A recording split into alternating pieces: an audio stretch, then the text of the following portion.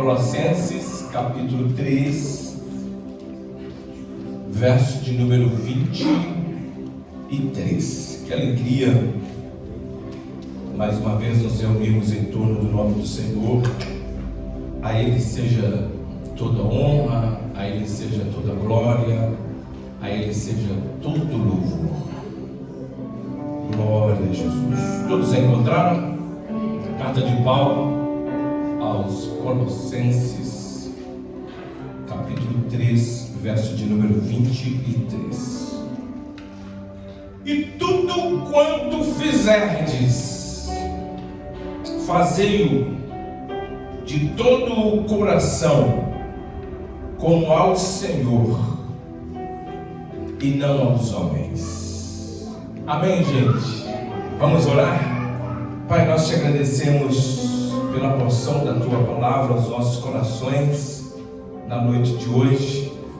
Fala conosco como o Senhor tem falado através dos louvores e dos demais cultos que aqui nós nos reunimos em torno do Seu nome. Somos carentes e precisamos da orientação do Teu Espírito a falar sempre aos nossos corações. Nós estamos prontos para ouvir. Não aquilo que queremos, Senhor. Esta igreja tem aprendido a ouvir aquilo que o Senhor quer dizer.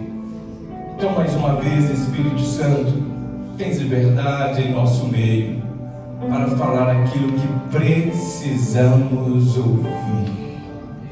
Em nome de Jesus. Amém. E graças a Deus. Tome os vossos assentos. Eu quero inicialmente dizer aos irmãos porque eu cheguei neste versículo e porque que a gente hoje está falando um pouco sobre, e vamos falar um pouco sobre a procrastinação. Eu estava fazendo algumas pesquisas teológicas, estudando um pouco, e eu me deparei com uma pesquisa que me deixou muito preocupado. Foi perguntado aos adultos sobre a procrastinação e foi detectado que entre 20 a 25% dos adultos são procrastinadores crônicos. Vivem uma vida de procrastinação. Amanhã eu faço, depois eu faço, depois eu faço, depois eu faço. Entre os jovens, 80 a 95% dos estudantes admitiram procrastinar frequentemente. E a geração Z, 100%. Procrastinadores. Quem procrastina vive uma vida medíocre. Vive na mediocridade. Isso me incomodou bastante e me fez pensar que dos maiores argumentos entre discordância entre famílias, principalmente no relacionamento de casais, conjugal, é a procrastinação. É uma torneira que fica meses pingando. É um chuveiro que não se arruma. É um armário, é uma porta que a pessoa vai procrastinando, o marido vai procrastinando. E parece ser simples, mas aí inicia-se um problema sério, inversão de papéis. Porque, dado momento, a mulher já não aguenta mais, Paulo, esperar que a torneira seja trocada. E aí ela vai assumindo um papel que não é dela. E os problemas vão se instalando. E as crises vão acontecendo. Esses dados me fez pensar um pouco sobre a história da igreja. Quando nós pegamos as igrejas da Ásia, nós vamos perceber que são 7 igrejas. Todas elas sofreram influência, todas elas, sem exceção, sofreram influências da comunidade, da cidade atual. Menos uma que se manteve fiel, mas as demais foram influenciadas. E o Espírito Santo me levou a pensar um pouco e refletir um pouco sobre a nossa vida superficial cristã. A nossa vida superficial no aspecto da chamada que Deus tem confiado a cada um de nós.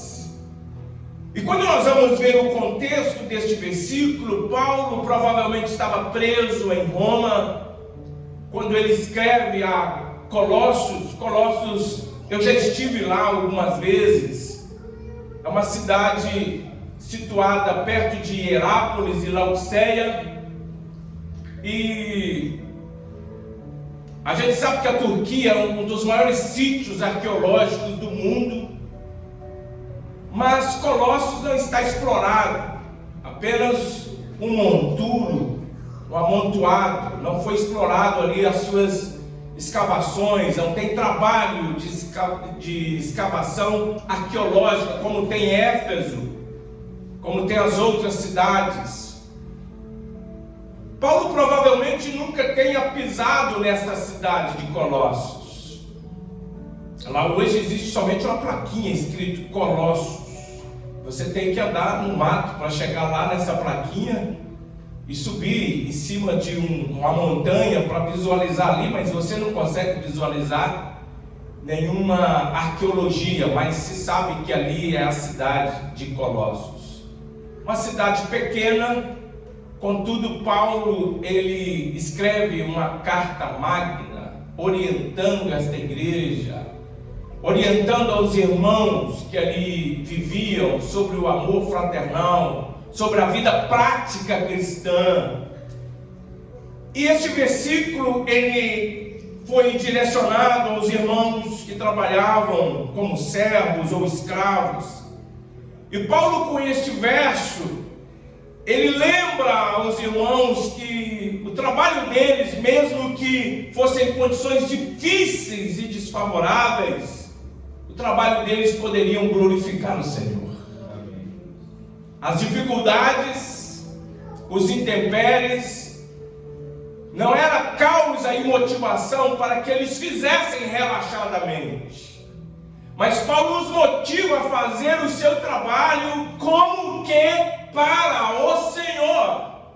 E Paulo indica como fazer como que para o Senhor. Faça tudo quanto fizerdes, fazei-o de todo o coração.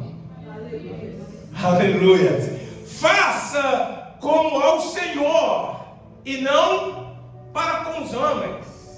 Porque, irmãos, homem nenhum conseguem nos recompensar pelo trabalho feito para o Senhor. De fato, o máximo que pode chegar numa promoção, ou salário mensal, ou uma PL, participação de lucro, é o máximo. Mas a recompensa que Deus dá àqueles que fazem, e aqui eu estou fazendo já uma aplicação para a nossa vida espiritual, para a chamada, para a nossa caminhada na fé com Cristo, uma reflexão para que tudo quanto a gente fizer, primeiro, precisa ser de coração. Aleluia. Segundo, precisamos fazer como que para o Senhor. Compreendido isso?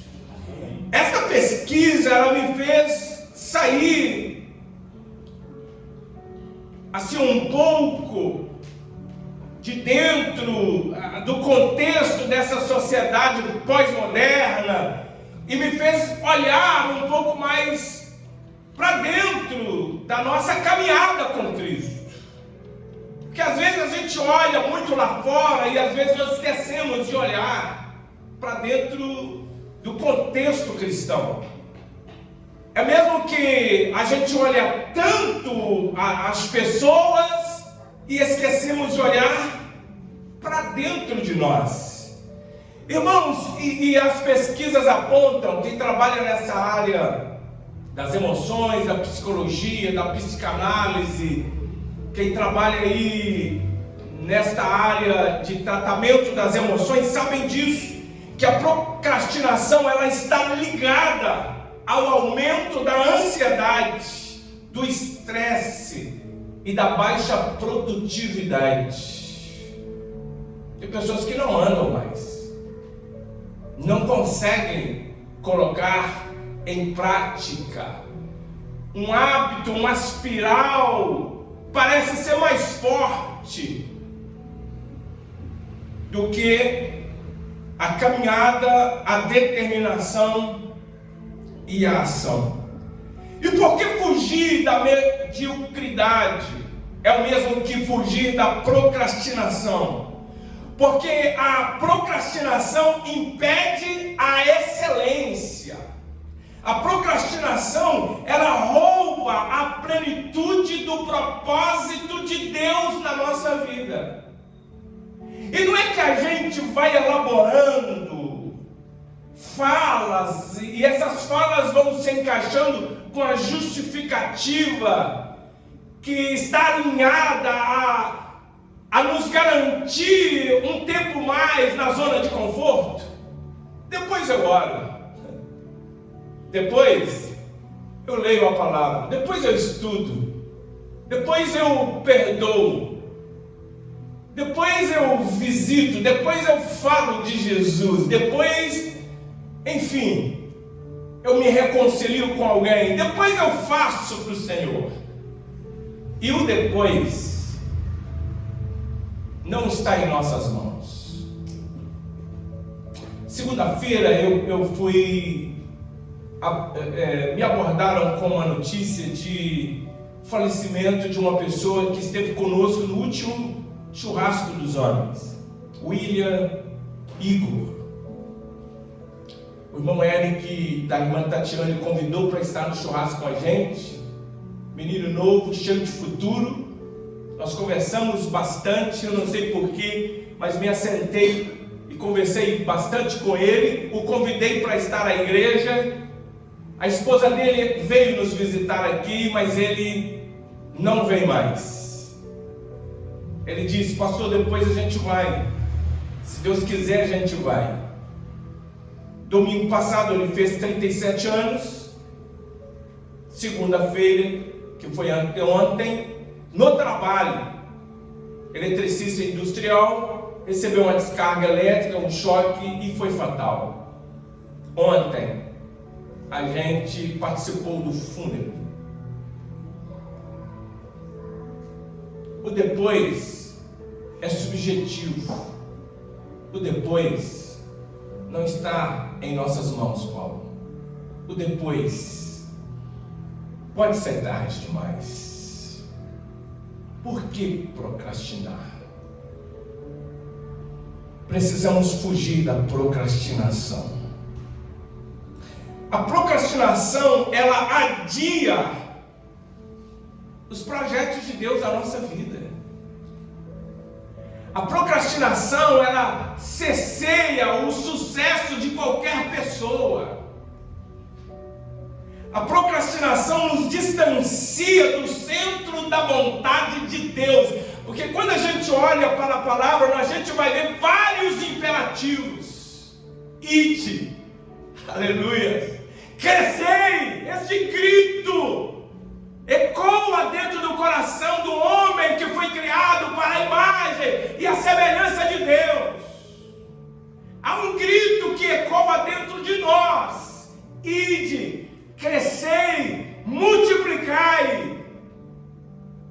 E nós estamos permitindo a influência de fora nos sabotar.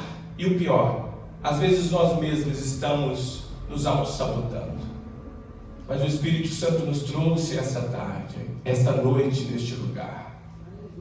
Ainda dá tempo de fugir da procrastinação. Estar na procrastinação é estar vivendo na mediocridade, abaixo do que Deus nos criou para fazer. Às vezes a gente louva, nem louvamos, né? Porque não combina falar louva. Não. Às vezes a gente canta, a gente não louva.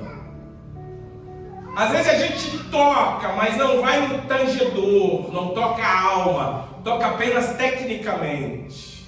Às vezes até pregamos, ministramos, mas tecnicamente. Quando é que a igreja vai acordar que não é a performance, não é estar aqui, é viver o propósito de Deus, gente? Aleluia. A gente não vem aqui passar um tempo, a gente não vem aqui mostrar os dons, os talentos, a gente vem aqui para render aquele que é digno de toda honra, de toda glória e de todo louvor. Aleluia.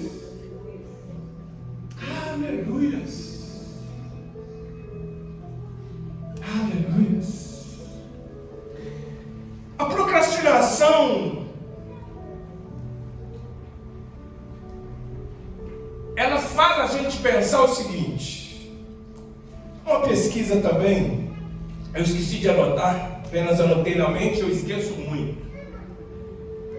Eu esqueci a porcentagem das pessoas que, principalmente jovens, quando você pergunta para essas pessoas o que elas querem ser profissionalmente, no âmbito familiar, elas não têm definido de forma elaborada a dizer o que elas querem ser e o que elas projetaram ser e que estão executando.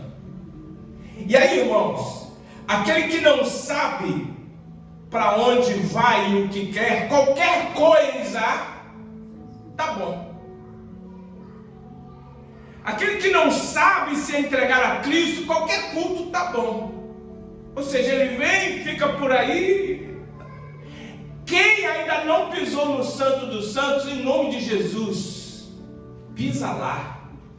E não sai de lá mais não. Oh, gente, é tão glorioso. É tão maravilhoso. Sentir Deus falando, envolver com a presença dEle. Aleluia. O Espírito Santo está nos trazendo esta palavra, gente.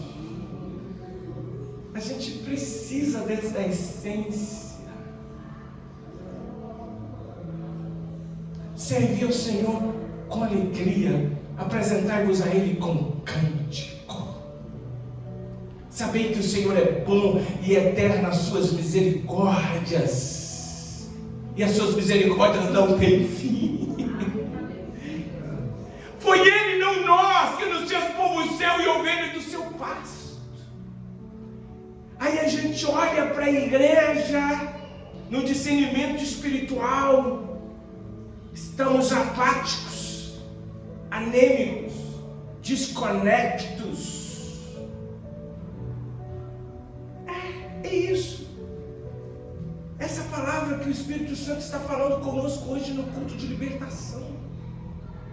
Sabe? Irmãos, ninguém dá glória a Deus se não for gerado pelo Espírito Santo. Às vezes a gente fica o dia inteiro sem dar uma glória a Deus.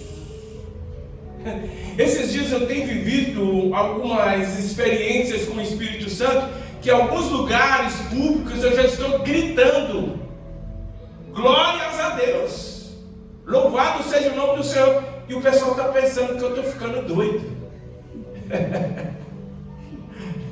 Estão pensando, mas é isso, é esta euforia, esta chama, esta paixão, e não é por gritar.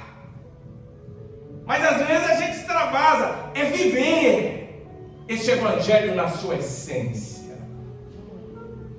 Conseguem compreender isso? É às vezes lembrar do café na sexta-feira e perceber que você consagrou a semana inteira.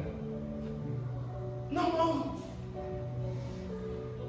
Consagrou porque a gente é orientado a jejuar e orar, buscar o Senhor. É você terminar de ler a Bíblia e, já terminou antes do ano acabar. Eu já li. Eu li esse livro sem perceber. Vocês estão entendendo a mensagem do Espírito Santo para a gente hoje, irmãos? Quantos estão compreendendo e podem dizer amém? Amém. Irmãos, Tiago escreveu dizendo que aquele que sabe fazer o bem e não faz, ele comete pecado. A gente tem todas as orientações, mas a gente não faz. Que pecado é este, Paulo? A gente pode dar nome nele. Pecado da omissão, da procrastinação, porque aquele que está vendo o que precisa fazer e ao bem e não faz, ele peca. E quantas vezes, quantos amigos, quantos conhecidos disseram: semana que vem eu vou, e a semana que vem nunca existiu para eles? Quantos colegas, quantas pessoas disseram isso para a gente? Eu contei para vocês há pouco tempo que quando eu pertencia a uma outra igreja, eu chegava no estacionamento, o portão era aberto pelo porteiro que com controle abria, e eu passava do lado dele com paz, as pessoas já me esperando, e passava do lado e banava a mão: a paz, meu querido, Deus abençoe, e pronto. Aí um dia o Espírito Santo falou: mas você passa tão perto desse irmão que te serve com tanta excelência e você não dá um abraço nele. Eu já voltei chorando. Camarada, me perdoa. Vem cá, mas por que, pastor? O senhor nunca fez nada? Não, me perdoa, porque eu tenho passado aqui meses e não tenho te abraçado, não tenho segurado nas suas mãos. Eu quero te agradecer por todas as vezes que você abriu o portão para mim, todas as vezes que você me recebeu aqui com um sorriso, às vezes não, pelas lutas. E eu dei aquele abraço nele. Semana seguinte, um acidente fatal. Já pensou se eu tivesse deixado? Não, amanhã, semana que vem eu abraço ele, depois eu converso com ele. Como eu me senti aliviada de ouvir a voz de Deus. E o Espírito Santo está trazendo essa palavra porque quantas vezes ele tem falado com a gente. Se posicione, homem. Se posicione, jovem. Se posicione, mulher. E a gente tem deixado para depois. E muitas das vezes nós temos deixado para depois porque da forma que Deus tem falado, da forma que Ele tem exigido, Paulo, a gente não faz porque não é do nosso jeito.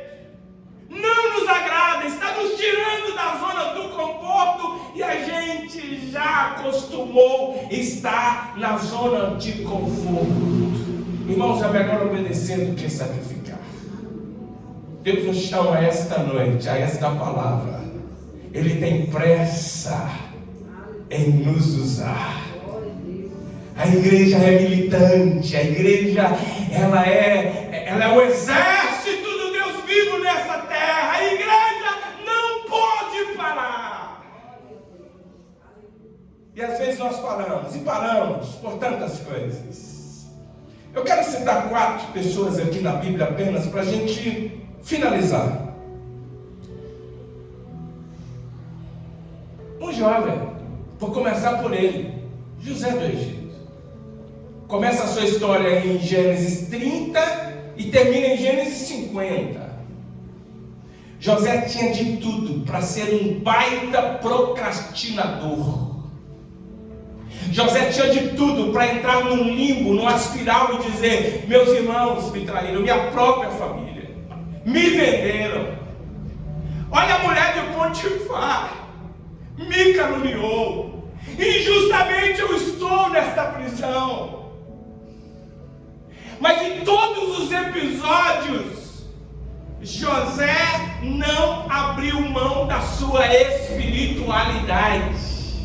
A palavra de Deus dizia: e Deus era com ele. Aleluia. O segredo está aqui, gente. E Deus era com ele. Ele manteve a sua integridade, mesmo escravo e preso. Ele não abriu mão daquilo que era mais importante. E o mundo está nos influenciando a abrir mão dos nossos propósitos e de nossas convicções de fé e de firmeza. É uma sociedade líquida. Todo mundo desiste por qualquer coisa. É mais fácil desistir dos problemas do que encará-los e resolvê-los. Veja a influência, quantas pessoas, por pequena coisa ou pequenas coisas, param de pregar, param de visitar, param de executar a chamada linda e maravilhosa que Deus deu. Estamos sendo influenciados ou não? As decepções, as frustrações. José do Egito tinha de tudo para entrar num limbo e dizer: ó vida, ó céus, e viver procrastinando. Mas todos os episódios ele manteve a sua vida íntegra, reta, mesmo dentro de uma situação estupefata. Fugir, deixando a roupa nas mãos da mulher de Potifar. Longe de mim pecar contra o meu Deus.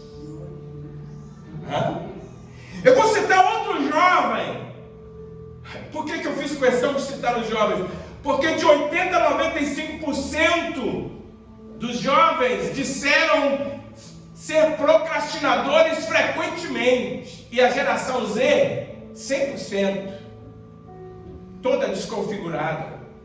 Daniel, no capítulo 6, nos mostra que, mesmo correndo o risco de vida, presbítero Gessimar, se orar e fazer qualquer petição a outros deuses, morrerá.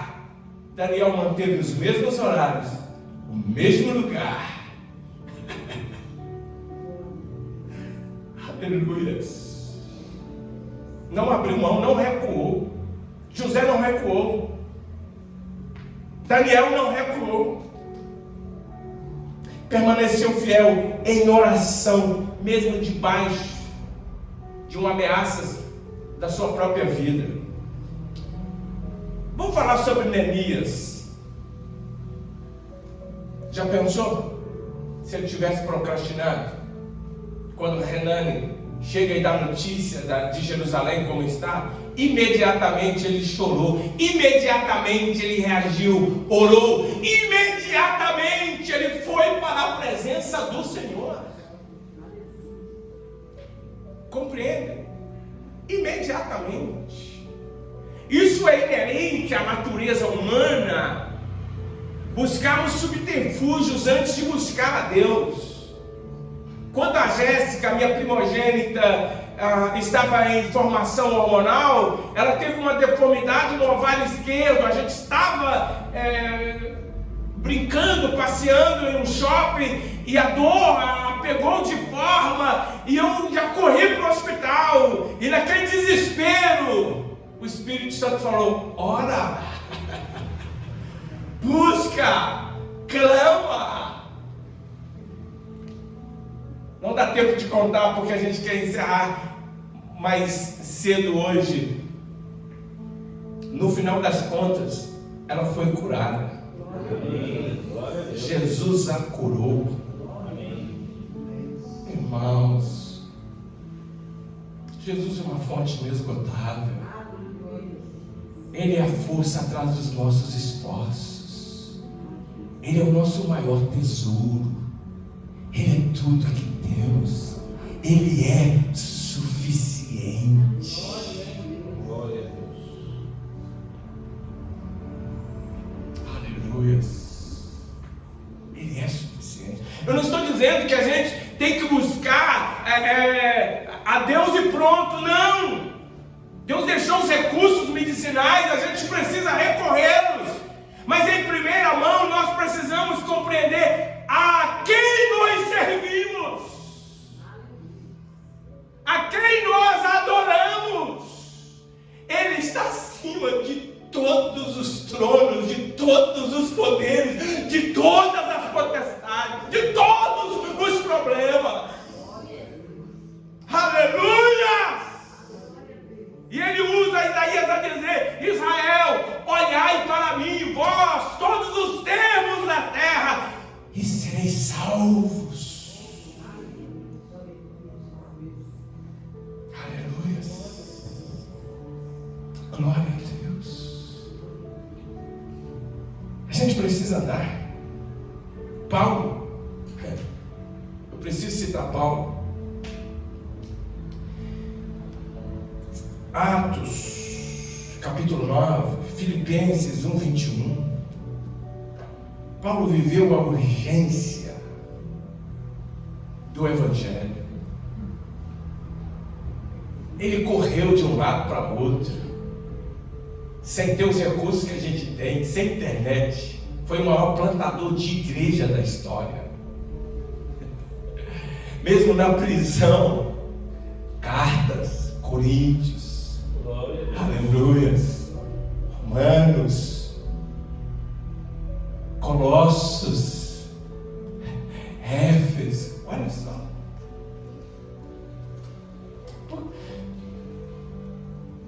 Até quanto tempo a gente vai ficar dando voltas, dando desculpas, se justificando?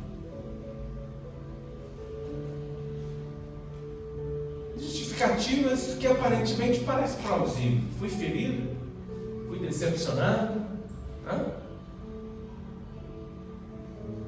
não tenho capacidade, outro faz,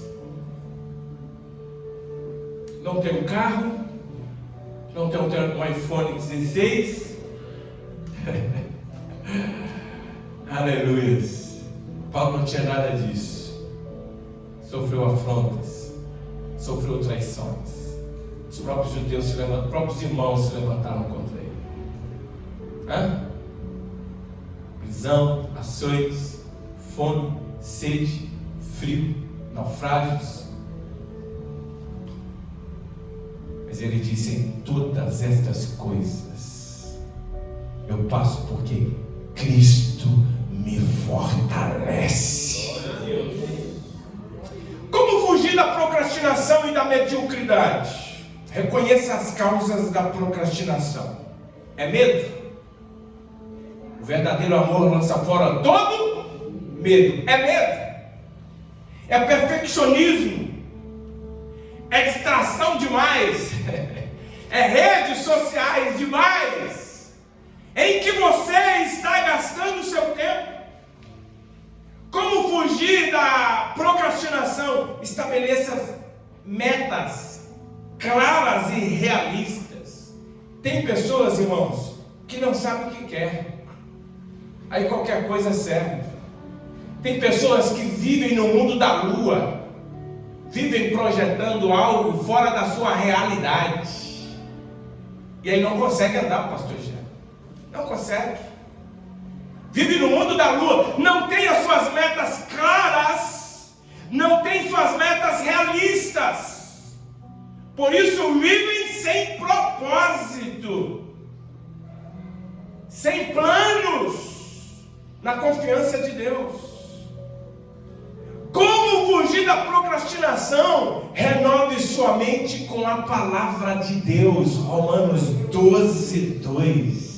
Não vos conformeis com este mundo, aleluia, mas transformai-vos pela renovação do vosso entendimento, para que experimenteis, ou só assim experimentaremos qual é a boa, perfeita e agradável vontade de Deus. Todo mundo está fazendo, menos você, menos eu, menos nós. Todo mundo está vivendo nesta letargia espiritual. Todo mundo está fazendo o que dá certo. Não, Deus nos chamou para uma nova e viva esperança. A gente precisa esperançar em Deus. e viver o projeto que Deus tem preparado para nós. Como fugir da procrastinação? A gente precisa viver com propósito e ação deliberada. A gente precisa agir. A gente precisa viver com propósito.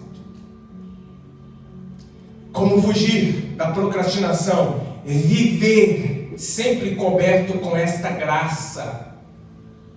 Esta graça nos exige responsabilidade e disciplina espiritual. Quantas pessoas aí, não, Jesus perdoa mesmo os meus pecados, e vai vivendo no pecado, quando na verdade o pecado ele deve acontecer na vida cristã como um acidente de percurso, não como algo ali guardado, como algo de estimação. A gente precisa viver coberto da graça, mas a gente não pode brincar com o tempo. Sabe por quê, irmãos? Hoje que dia? Hoje é 6/8/2025. Você já parou para pensar que nunca mais teremos o dia 6 de agosto de 2025? Nunca mais. Esse dia não se repete mais. Vai se repetir 6 de agosto de 2026, de 2028, 9, e tomara que se repita. Por um lado, tomara, para a gente ganhar almas, mas do jeito que o mundo está perdido, tomara que Cristo venha antes e arrebate a sua igreja. Amém. Estão compreendendo, irmãos? Amém. Amém? Isaías 55:6 é um alerta que casa muito bem com esse versículo que lemos. Buscai ao Senhor enquanto se pode achar, invocai-o enquanto está perto. Este versículo nos mostra que o Senhor está disponível. Oh, glória! Ele está aqui, o Espírito Santo está aqui. Glória a Deus. Se nós buscarmos, nós seremos achados dele. E agora, é hoje, não é amanhã. Quais são os sonhos que aí estão? Quais são os propósitos que o Espírito Santo tem queimado no coração deste jovem, deste irmão, desta irmã, e que a gente está aí, pastor Jean, só incubando e deixando, depois, e não colocamos em prática? O Espírito Santo está nos dizendo, estamos em contagem regressiva. Possa ser às vezes que alguns de nós venhamos a buscar o Senhor em tempo inoportuno. O tempo é hoje, é agora. Buscai ao Senhor. Este versículo é um convite direto para as pessoas buscarem ao Senhor, reconhecendo que Ele está presente hoje. Quantos já sentiram a presença do Senhor? Este versículo nos mostra a importância da oportunidade. Nem sempre a oportunidade vai bater na nossa porta.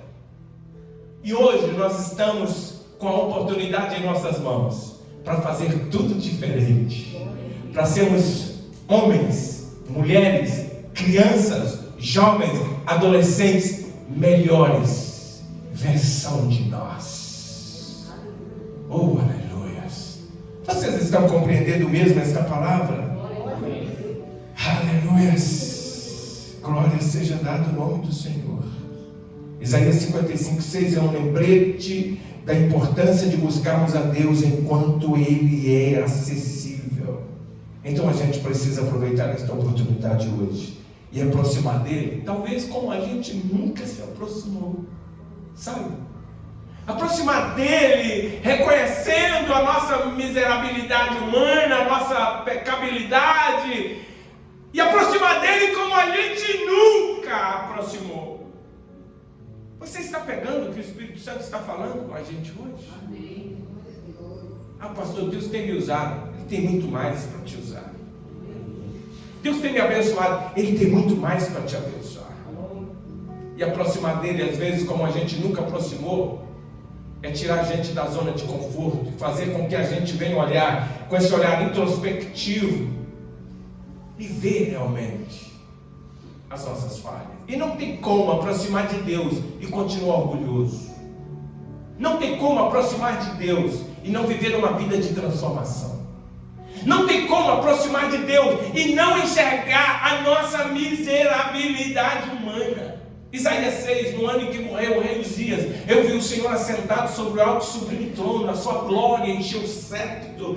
Eu vi 6 anjos, esses anjos, eu vi os anjos do Senhor. Esses anjos tinham 6 asas, com 2 cobriam os seus rostos, com 2 voavam e com 2 cobriam os seus pés.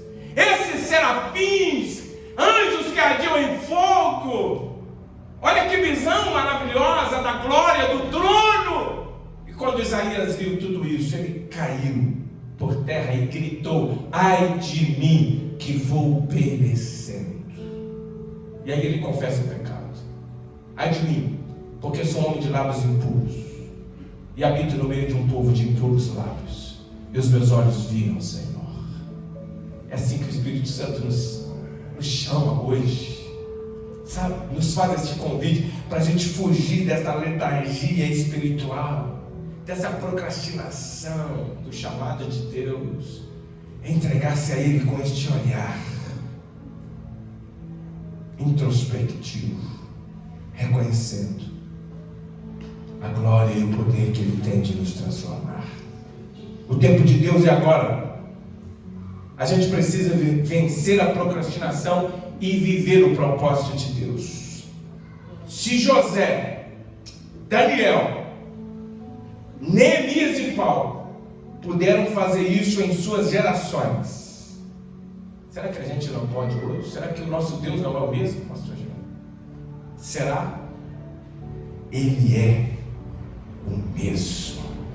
Deus está hoje levantando homens e mulheres para viver em excelência, para viver além da média, não no aspecto do orgulho, mas viver no patamar que Deus espera que cada um de nós possamos viver. Hoje é o dia de nos levantarmos e dizer: eis-nos aqui, Senhor, envia-me a mim. Eu quero viver uma vida cristã com intensidade, com profundidade. Eu quero viver o seu propósito. Amém. Vamos orar? Eu quero orar com aqueles que entenderam esta palavra e que querem viver o sobrenatural de Deus, querem viver uma vida com propósito, tanto na sua vida profissional, sua vida familiar, a sua vida pessoal, como também na nossa vida espiritual, principalmente a espiritual. Buscar em primeiro lugar o reino de Deus e a sua justiça, e todas as demais coisas nos serão acrescentadas. Vamos então orar. Eu quero convidar aqueles que querem vir ao altar do Senhor orar com a gente.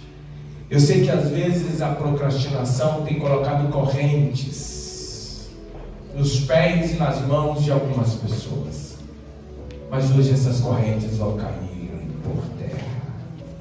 Eu creio nisso. Eu creio no poder desta palavra.